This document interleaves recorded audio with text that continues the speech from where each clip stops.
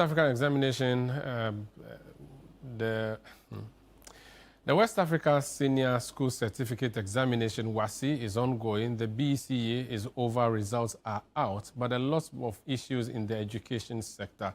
At the university level, those who have finished their university are waiting to be posted to do national service, but there appears to be some issues at the National Service Secretariat itself, or authority, that has to be dealt with.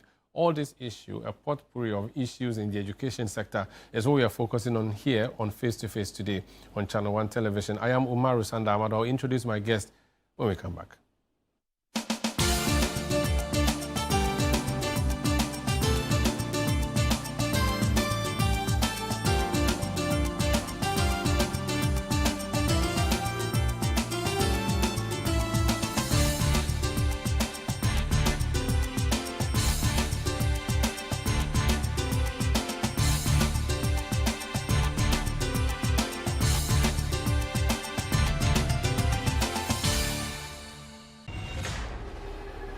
This BB9 Season 10. No filters, no scripts, no holding back. Because it's 10 times the drama, 10 times the rivalry, 10 times the game. This is certified. No zero, no minus. Big Brother Niger Season 10 on Showmax.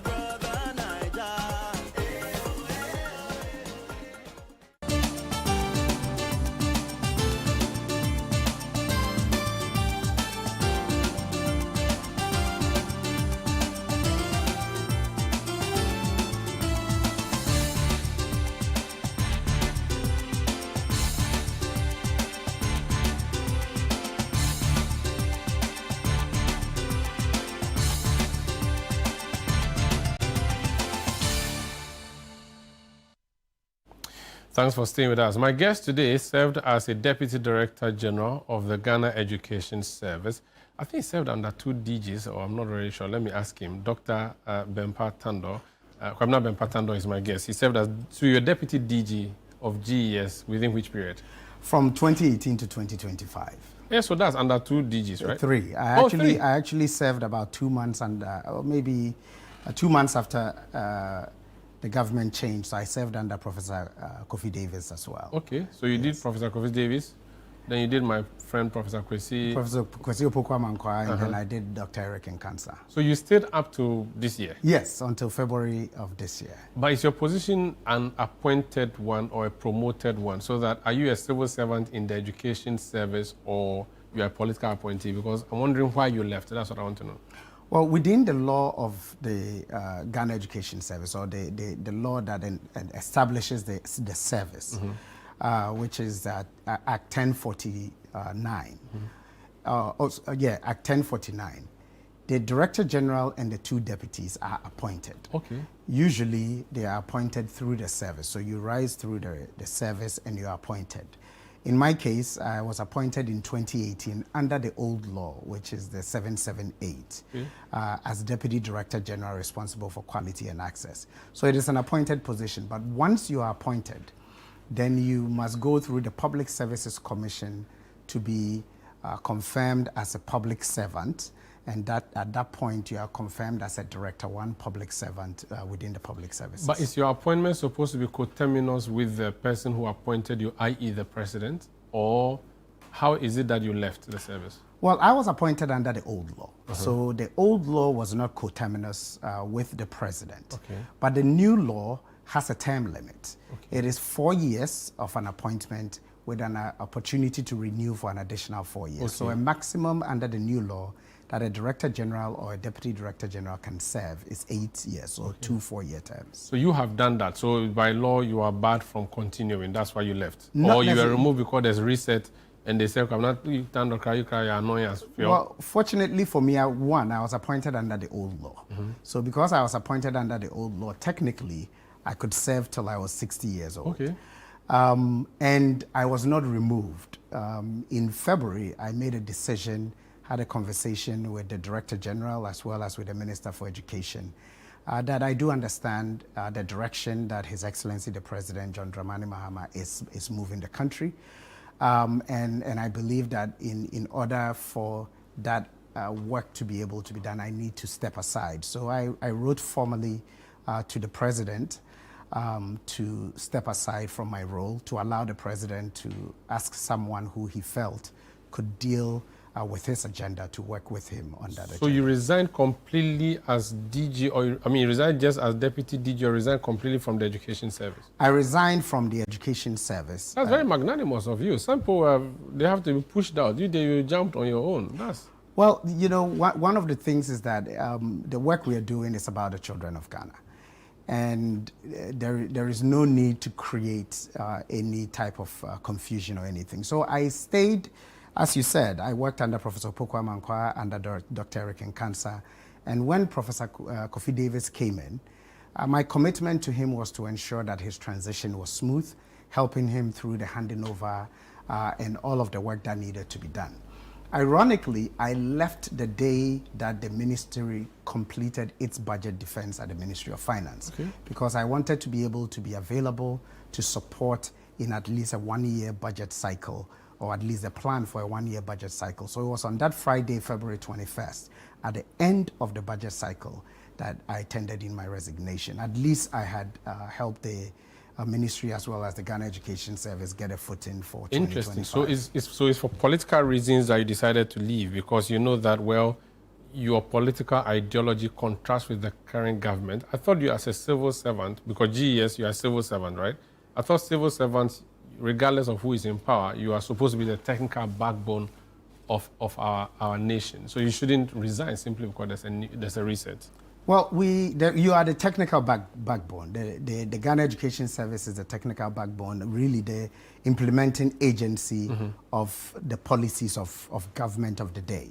However, as I said, I was appointed by a president, and which appointment suggests that I have sympathies to the New Patriotic Party. And it is not just I have sympathies to the New Patriotic Party. I'm a member of the New Patriotic Party. You contested once? I have not contested a seat you tried before. No, have I tried? But the work we do is regardless of your political affiliation. Whether we like it or not, even the Electoral Commissioner votes. And so they vote one way or another. And so I knew that the work that needed to be carried out, it was going to be possible.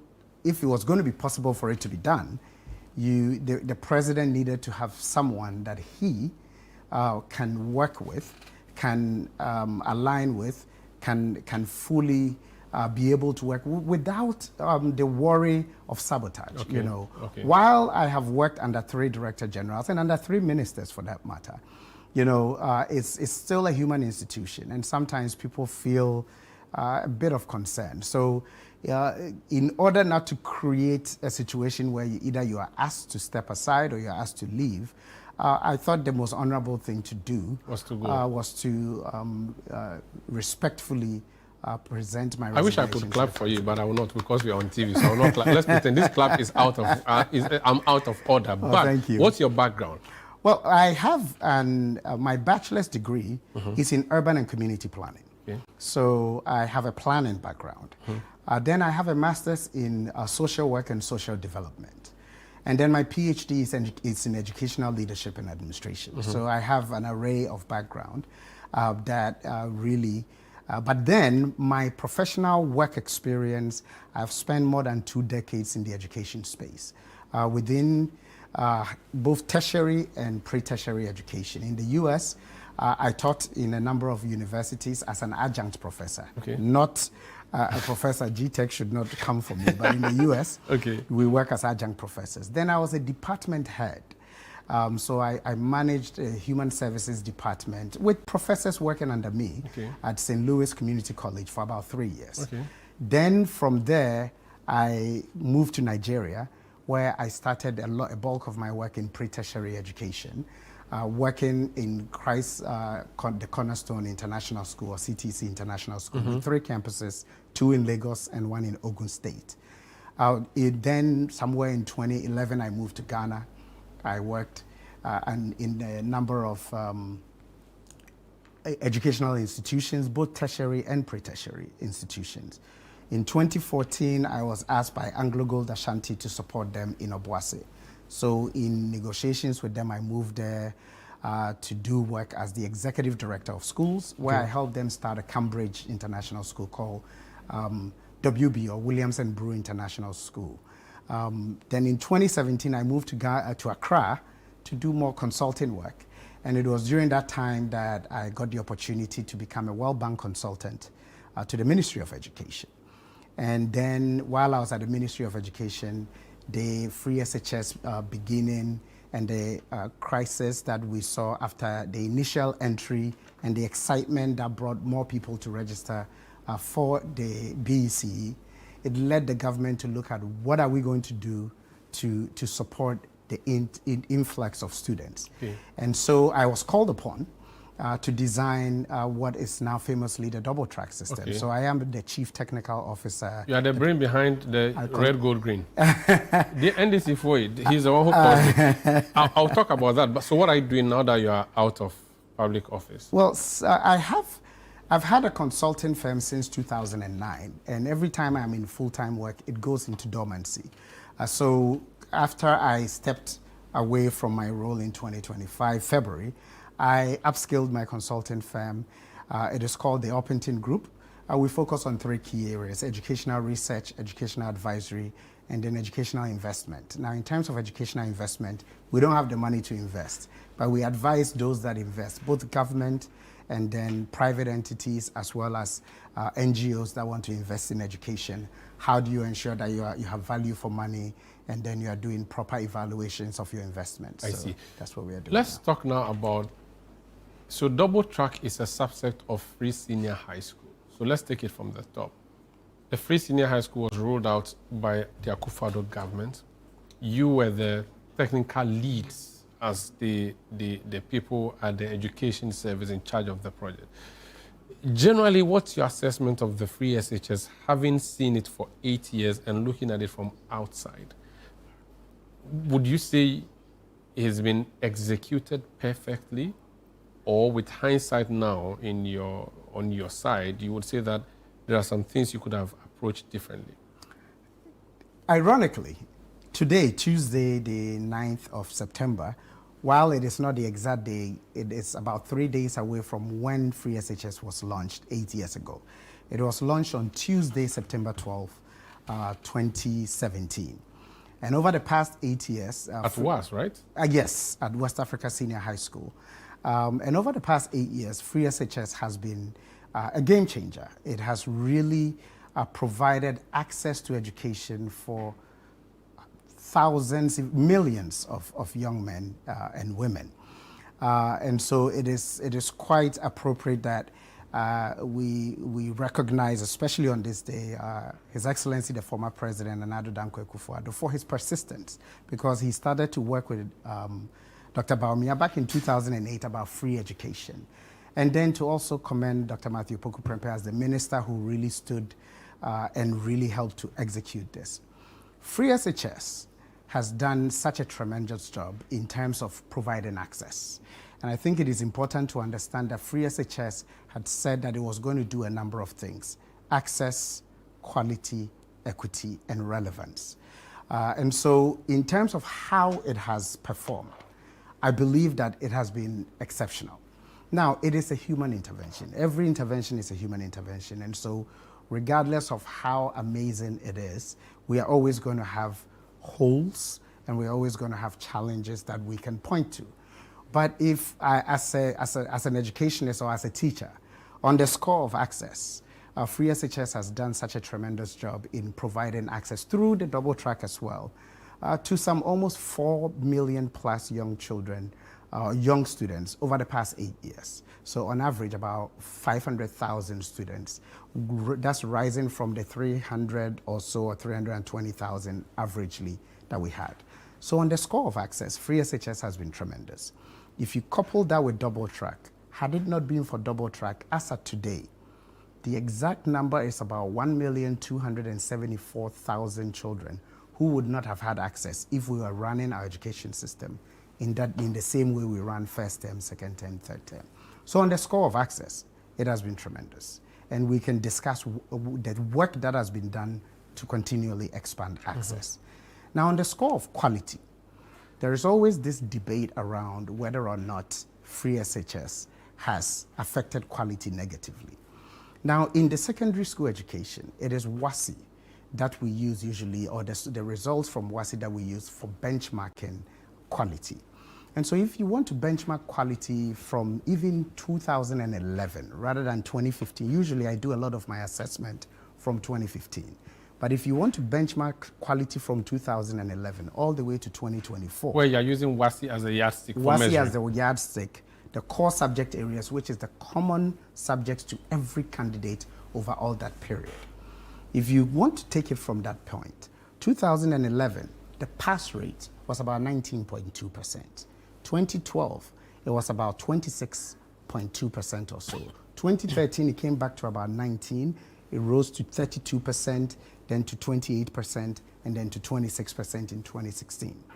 In 2017, those students were not free SHS students, but their rate went to about 40%.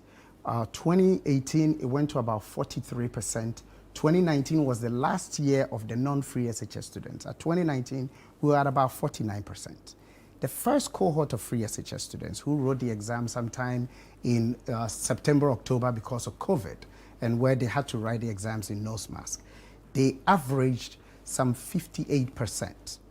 They were also the first group of students since 2011 that all 4 subject areas, they got 50% or more in each of the 4 core subject areas. And since then, no core subject area has had less than 50% or more.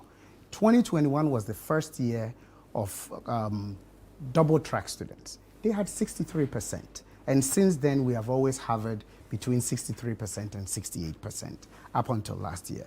So in terms of quality, the data destroys the argument that free SHS came to dilute quality or at least learning outcomes. Now, on the score of equity... I'll let you go to equity, but before then, on quality. So there's one thing measuring quality using the outcome at WASI. Yes. But there's another thing comparing quality using the real facts on the ground. So that I go to my school, Tema Secondary School, and I find that they are setting fire in a hearth to cook outside the kitchen instead of using gas cylinders, which I did in 2000, what I saw in 2003 as a student.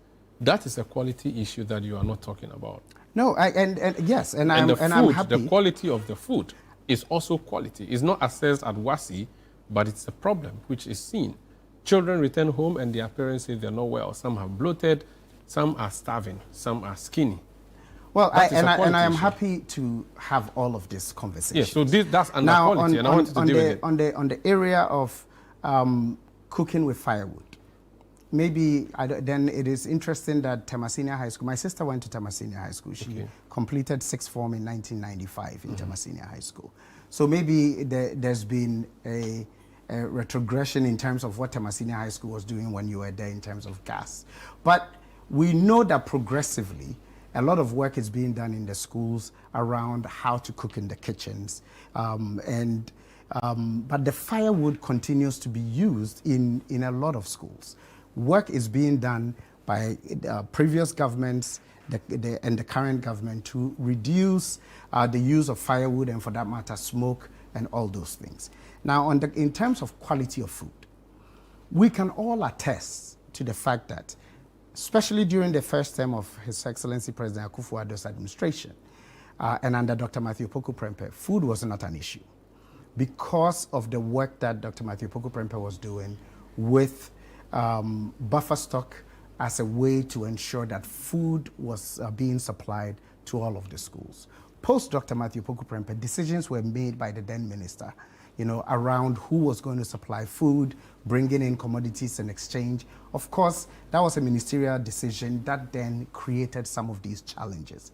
But something was working that a minister at the time decided, we don't know why he made that decision, to create these. So we should blame the challenges we saw in the senior high schools post-NAPO, we should blame it on Dr. Educhum, who took over as deputy minister, promoted to minister, the problems, you should lay them before him because it was policy interventions that went bad from the minister's side? Well, the thing is that in whether you are the best education person or anything, when you are made a minister of education, you have a number of technical people that you work with. Within the ministry, you have the chief technical officer who is the chief director. You have directorates within the ministry that do a lot of policy advising for a minister. Then you have implementing agencies like the Ghana Education Service, you have GTEC, you have NASIA, you have NACA, that provides technical support. Yeah. Now, it is very, very critical that as a Minister of Education, regardless of what you think you know, that you work with the technical people who are on the ground. Was that absent under Educhum? There were challenges. There was a communication problem. I believe that the biggest challenge was that because he felt he was in education, that He knew better. He could do it. But regardless of who you are, you need to be able to work with the people on the ground who understand the work. It's not, so is it the case that they sabotaged him? No. Because they thought that Aliche or Tuno, so we'll show him, we'll see, watch him and crash. Is that what they did to him? Absolutely not, because one of the key rules of being a public servant or being a civil servant is that you never deny your technical skills to the political leadership of the day. It is critical. But the political leadership of the day must avail itself to that technical skill. And if it does not, then it creates a situation where you then just follow marching orders. So the technical support was there, but it was unused by the minister? Absolutely. Or he did not rely on the technical support? Exactly, 100% so. And let me tell you a good example. Under Dr. Matthew Poku Prempeh, anytime a major decision needed to be made, everybody will sit in that conference room and he will be the last one to speak. And we would share ideas and everything else.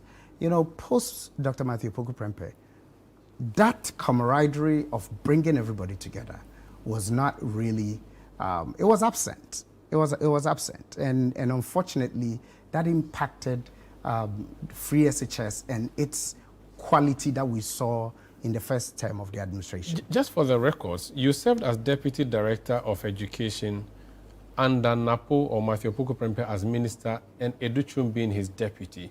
You remained there when Educhum became Minister. Yes. You remained there till the end of the government. Yes. So you saw him work and, yes. and that's why you are saying what you are saying. Of course. So it's not hearsay. You lived this experience. I lived it. Listen, I worked under Dr. Matthew Poku Prempeh. You go to boardroom meetings and he doesn't listen or take advice. Is that what happens?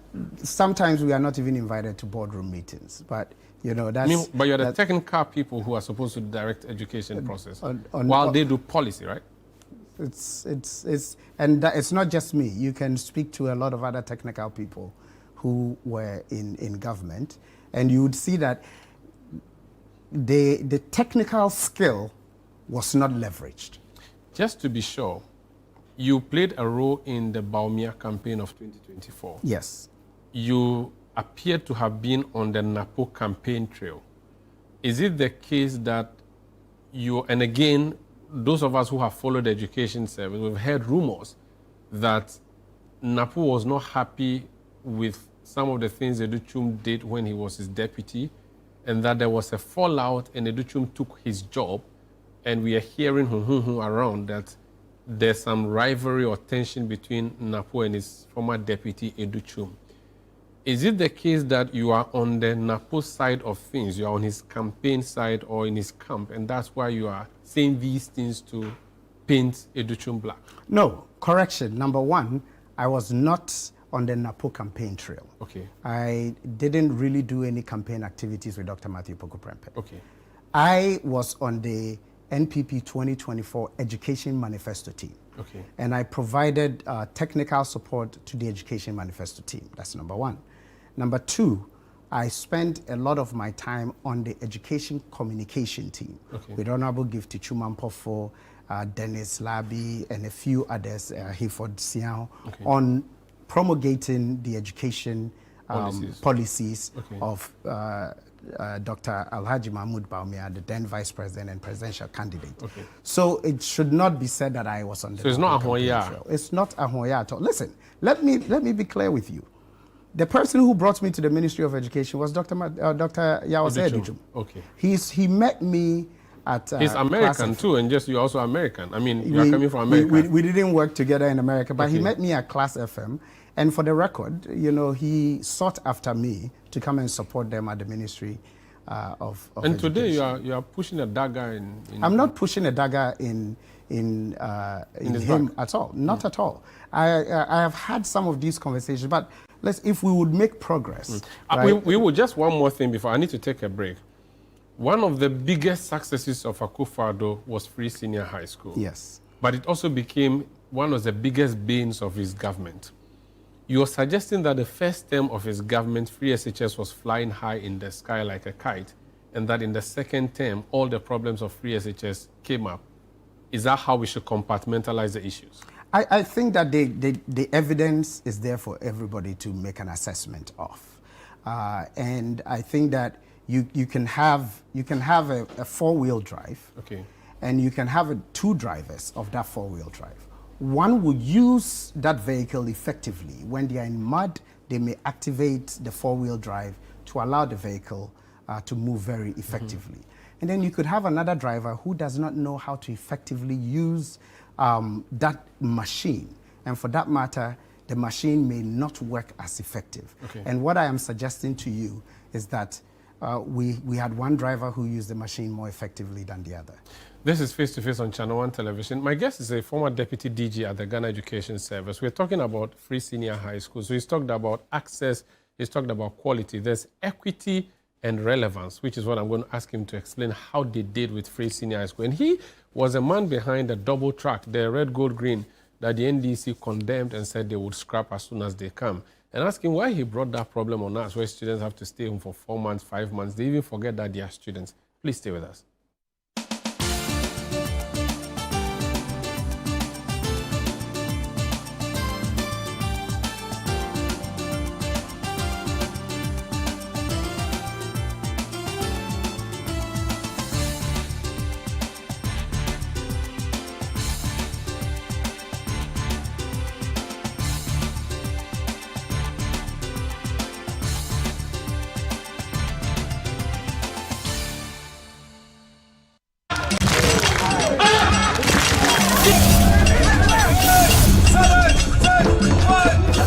The City Business Olympics is back! It's all about team building, networking, and staying healthy.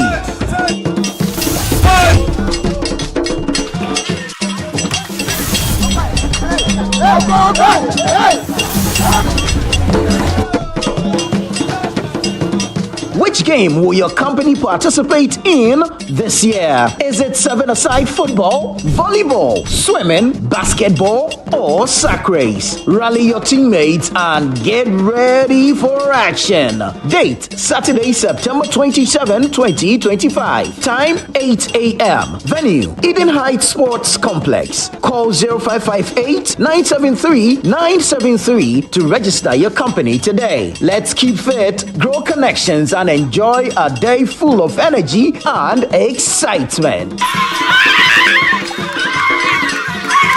It's powered by City FM with support from Channel 1 TV.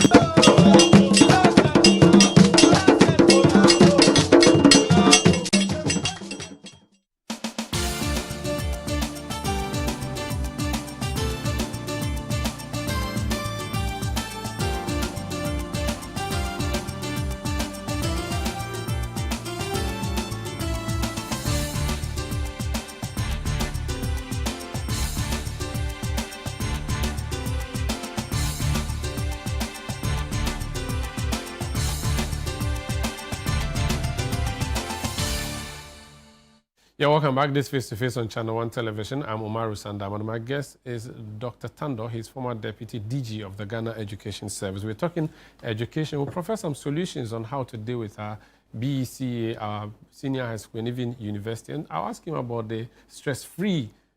Mahama is giving free university fees. I'm sure it is paining him and his party. I'll ask him what he makes of that. I've just received information that the Mo Ibrahim Index has ranked Ghana's education as second only to Tunisia on the African continent. That is a big credit to the man who couldn't activate the four-wheel drive in a vehicle that was given to him in the last 4 years. Or that credit should go to this current government. Where does it lie? That credit should go to the work that was done by former President, His Excellency Nana Addo Dankwa Akufo-Addo, and his persistence on ensuring that a lot of work was done in the education space. We do focus a lot on free senior high school, but I think it is important to understand the work that was done, especially between 2017 and 2020, in the area of reforms, curriculum reform, in the area of teacher education reform, in the area of the teacher licensing reform, in the area of even tertiary education in the reform. area of no textbooks for schools, that's a big problem. How are you celebrating this? It is quite interesting because, especially if you look at free SHS. When I was in school, they used to give us government textbooks, the right government property, strictly not for sale. I couldn't pronounce the word strictly at the time, but I knew there were free textbooks in my headmaster's office we go to use during lectures. You came and there was no textbook for students. That's a problem. The curriculum was reformed in 2019, the standards-based curriculum, which is KG through primary 6, was done in 2019. It was launched in May 2019. When that curriculum came out, we know that in the process of education, usually curriculum comes out and then you work with publishers, textbook writers, to then write the textbooks that accompany the curriculum. The standards-based curriculum was rolled out in May 2019. When it was rolled out, we knew at the time that it would take publishers anywhere between sometimes from 8 months to 18 months to get textbooks out. So from the moment that curriculum was rolled out, we did what was called the teacher's guide to ensure that every single teacher had a guide on how to implement that curriculum.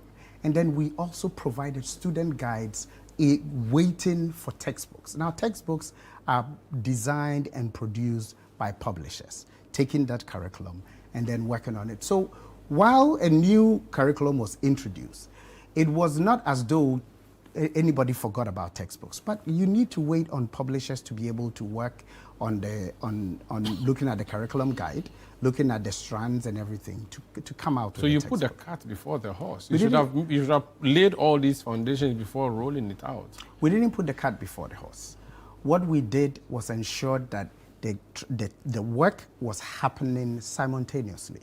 And so, but one delayed, and that became a problem. And because we knew the publishing aspect delays, that is why we put in an interim measure of ensuring that there were student guides and teachers' guides to ensure that the curriculum could be implemented.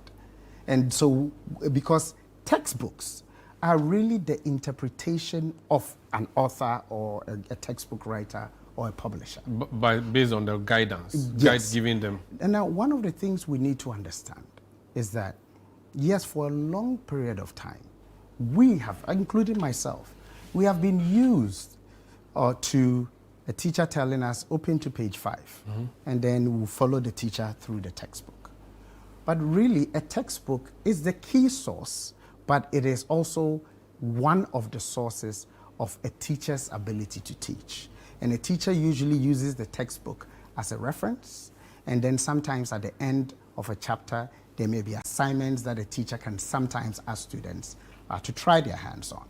So because we knew that textbook was one of the key parts and they were not going to be ready immediately, what we did was we ensured that the teacher still had the resource of a guide. And that lesson guides were also being available for students waiting for publishers. Okay, let's talk about the equity aspect of free senior high school, which is what you really were supposed to do. People said equity meant don't let everybody go for free, and that your government, your party was headstrong, and that people whose fathers owned limousines were sent to free senior high school and made not to pay school fees when they can, and that should have made people. In fact, there are so many people, even including finance minister at the time, who said, let people who can pay. You said Darby, even PTA contribution. You said Darby, you were sacking headmasters simply for collecting dues to go and buy furniture. That's Do you also, think the equity aspect you failed? That's also not the case, that, headmasters were sacked for collecting PTA. One of them. I So, remember. but let me help you to understand something. On the score of equity, in order to figure out who should pay and who should not pay, you need to have a system for means testing to be able to figure out that KB Tandoh does not have the ability to pay, but my uncle in Goso, who is not in the same financial bracket, has the ability or does not have the ability to pay. So means testing was one critical part of it. And because we didn't have a situation where there was an opportunity for means testing, free SHS needed to be available to Ghanaians. And at the end of the day, regardless of class. Regardless of class, at the end of the day, everybody that benefits from free SHS pays some sort of a tax. Even those that buy pure water pays tax. And so if Ghanaians are going to benefit from education, then until you have a system that you can clearly decide who has the resources to be able to pay, then you should let Ghanaians benefit. Today, Mahama has introduced something called Mahama Cares, asking people to contribute to running our healthcare sector. Do you not think that if you had also done something in the education sector, saying that, okay, education is free, but if you want to support the running of education, this is a fund, put some money inside. Don't you think that would have worked better? Umaru, are you aware that that was done? It was done? It was done, but did People Ghanaians contribute? No. Are you sure? Yes. But people were willing to contribute. Yes. Parents were saying, we are happy, we want to pay for the thing. Our children are hungry. Give us a chance to pay. You say you won't let them. Umaru, sometimes we need to really understand what is talk, and because that was done. Okay. On relevance. So let me help you a bit with equity, because equity is not only about financial equity, but gender equity. When we started free senior high school, the percentage of girls in school were about 34%, as opposed to about 66% boys.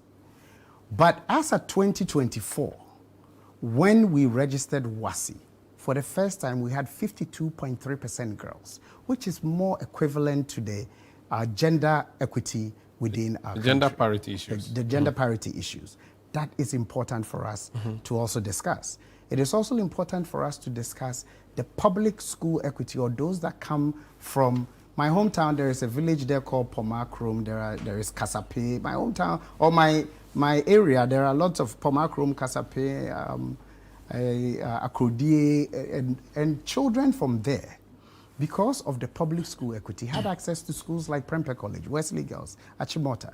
So equity was on a number of fronts, and I believe that free SHS put in a lot of effort to ensure that equity happened. So you did well with quality, access, equity and relevance. Today, this government is continuing with free senior high school. What are the advice you can give to them to continue running the process? Because you guys are the brain behind that. Well, number one, I will commend the government for deciding to make a U-turn and to continue free SHS. No, they didn't make a U-turn. Well, there was a lot of effort to try not to even get the free SHS to begin. Okay, but the evidence is they clear. started the comprehensively progressive senior high school. We saw Muhammad announce it in Parliament during the State of in the Nation 2014, address. yes. And they started it. And, so I'm not going to argue that it was not started in 2014. Then that's fine. Let's continue. Right now, what should they do but let me help you to understand that the same person who started it in 2014, on the last rally in 2016, said free SHS should not be allowed to happen because it is the whimsical thing of someone else. And he has been vindicated, because the whimsical thing has led to all the baggage we saw with the free, that you didn't think through, you didn't plan it to execute properly. And that's why you had all the problems with it, where we landed with your problem, double track. And double track has not been a problem. It's been a big problem. People go to school, they vacate, stay home for I'm going to use 1 year just as a joke, but stay home forever and even forget that they're students. But Umaru, had it not been for double track, some 1,274,000 children would not have had a day to sit in front of a teacher. So let me help you to understand this. We like to, bastardize things, but I am a big proponent of not throwing out the baby with the bathwater. this same double track we are talking about, and yes, you can talk about all the quality issues that everybody wants to focus on. But at the end of the day, learning outcomes is the byproduct of education. And the learning outcomes in terms of quality flies in the face of all the noise that has been made around what double track has. So there's vindication. There is vindication because listen, since 2020, the first set of free SHS kids, when they wrote that WASI exam, out of all of West Africa, 2.1 million students, only 465 students had 8 A1s, which means every subject they wrote, they had an A1. Out of the 465 students in all of West Africa, 411, some 83%, were free SHS students, the system that we are bastardizing. Since then, every year, WAEC has what is called the WAEC Excellence Award.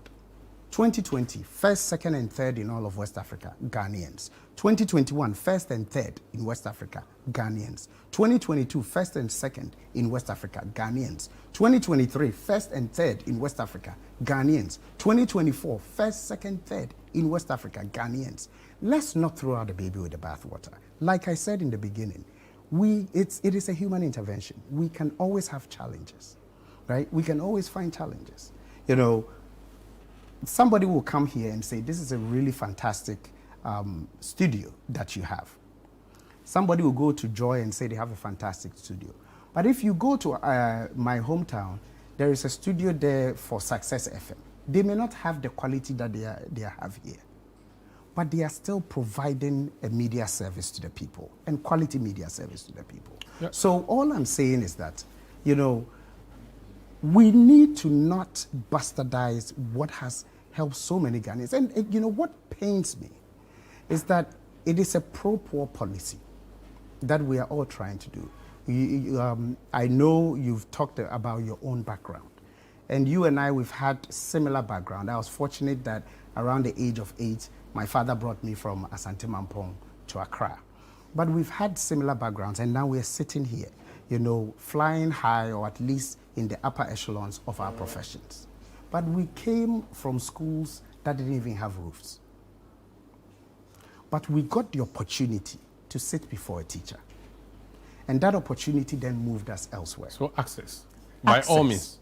And then we have also done a lot of work to make sure that even putting those children before a teacher, we are doing a lot to make sure that they are performing. We have, even though you think that they spend a lot more time at home, you and I are also adults. I hope that you've done sandwich courses before. When you do a sandwich course, and it is a 40-credit course, you do your 40 hours in 2 weeks. Someone will take 4 months, but the 40 credits you get, or the grade you get, is not different from the person who takes 4 months. So what we did, even with the double track, was to ensure that contact time will not be reduced. But we use the existing infrastructure to ensure that some 1.2 million children will have access. And that is the sin of the Akufo-Addo administration. This is face-to-face on Channel 1. Before I take the break, Success FM, is it the one in Goso? Yes. That's our partner station, so I'm happy you mentioned that. Big ups to our colleagues working with Success FM in Goso. This is Channel 1 Television. Face-to-face is a program. I am Umaru Sanda Amadu. We're back to talk about the current issues with BEC and the standard of education generally and how we can fix it. Please stay.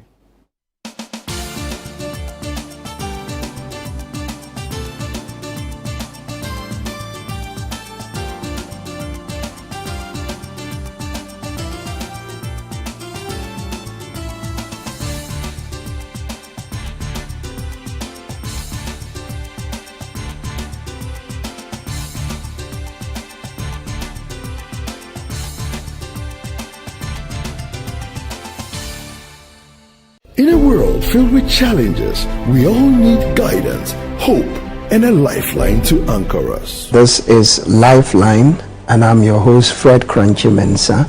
From social issues, relationship challenges, and family matters, Lifeline is here to inspire, uplift, and guide you on your journey. Where we give you support, where we hold your hand through the valley and through the thick and thins of life. Join Bishop Fred Crunchy Mensah. I welcome you especially to Lifeline. Every Tuesday and Thursday at 10 p.m. right here on Channel 1 TV. Let's walk this path together, strengthen our faith, our families, and our lives. Lifeline, because every soul deserves a guiding light. Tune in to Lifeline on Channel 1 TV and let's grow together.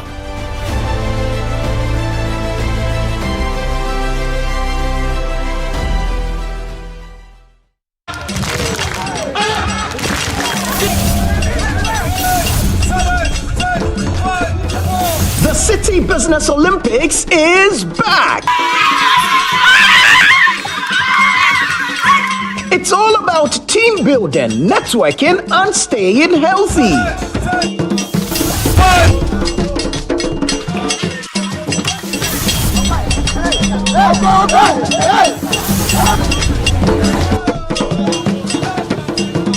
Which game will your company participate in this year? Is it 7-a-side football, volleyball, swimming, basketball, or sack race? Rally your teammates and get ready for action. Date, Saturday, September 27, 2025. Time, 8 a.m. Venue, Eden Heights Sports Complex. Call 0558-973-973 to register your company today. Let's keep fit, grow connections, and enjoy a day full of energy and excitement. It's powered by City FM with support from Channel 1 TV.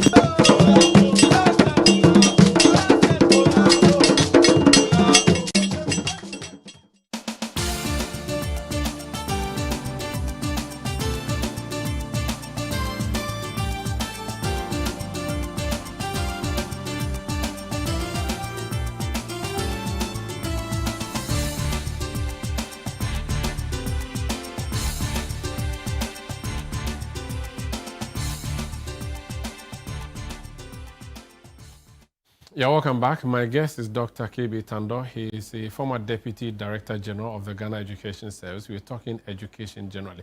Before I go to BC and other pre-tertiary education issues, the sustainability of the free SHS is dependent on funding. Do you think the funding mechanism you left behind is sustainable, or there are some options that you think this government can explore to keep it flying high? Well, in the interest of ensuring that it is sustainable, there are a number of proposals and a number of things that we were putting in place.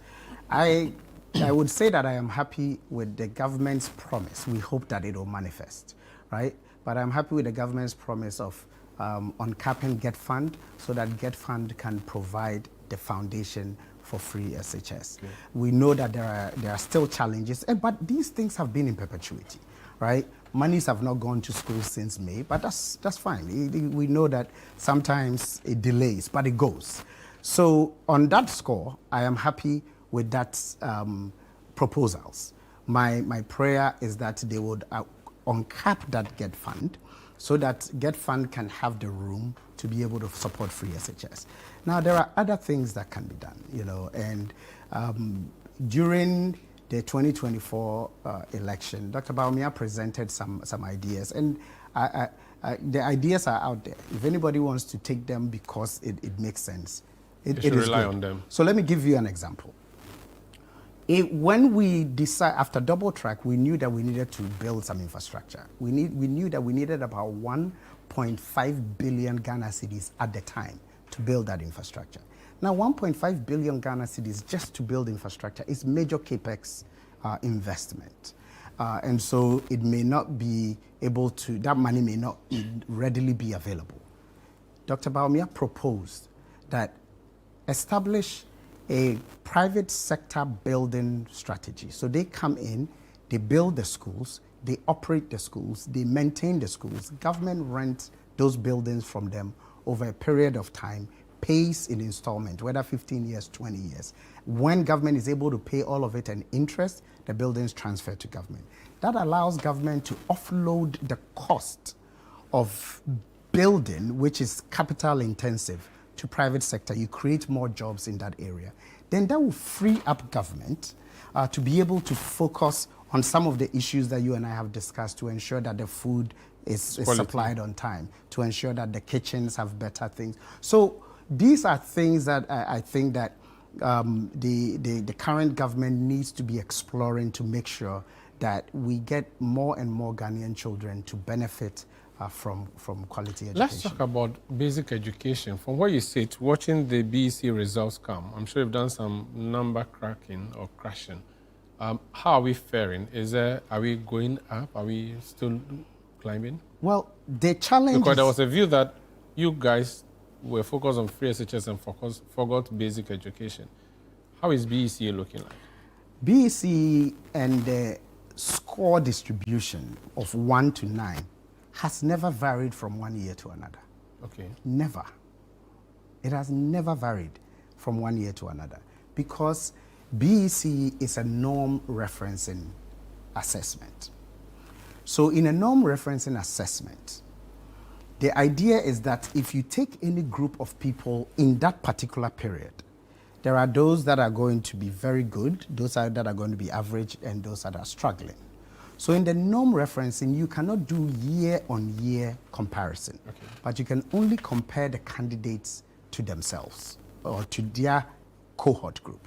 So last year, the number of students who wrote BEC and got 1 in English were 4%. This year, 4%. 2013, 4%. 2003, when I wrote mine, 4%. When you wrote what? When I wrote my BEC. How can you write 2003 BEC? Because that's when I was sorry, BEC. 1993. You have great beard. Me, I wrote This thing is 2003. scary. Yeah. 1993. Yeah, when I was 5 years old. We No, 6 years. Are you old? Though? We are old. We are moving small. So BEC is a norm referencing. And in a norm referencing, it's a bell curve, or it's shaped like a bell. So when you write the exam, regardless of the performance, the top 4% are the ones who will be issued a standard 1. Okay. The next 7% are issued a standard 2. Okay. The next 12% standard 3. The next 17% standard 4. 20% are in standard 5. Then 17, 6, 12, 7, 7, 8, and then 4, 9. So if we write that examination, because we use a norm reference, that is how the standard 9 is applied. So you can't compare 2024 versus 1994? No. But you can do that comparison in WASI because WASI is a criterion reference. So what do we use to measure BEC then? BEC is a norm reference. Yes, so I mean, how do we measure progress in the BEC examination? Is there a way, if it is difficult to do year on year, what do we use as a comparative tool? Well, it is one of the reasons why, and I hope this government will continue, it's one of the reasons why when BEC is done, because basically what BEC is doing is helping you to understand a student's performance so that you know what intervention to provide them in senior high school. Remember, at a certain point, they used to write, and I was alive at the time, write common entrance in primary 6 before students would move to Form 1. And there were students who failed. So what happened when we moved basic education to JHS 3? All of a sudden, from class 6 to JHS 1, everybody moved. So now we are saying that basic education ends in senior high school. So why do we want some group of students to fail after junior high school when basic education ends? So let's push them up to secondary school. So what BEC does is to see after the junior secondary, where are your challenges? Okay. Where are your challenges? So that when you go to senior high school, the schools are able to figure out what interventions to help you do well. In terms of the process, every senior high school receives the full report of every student that is placed at them.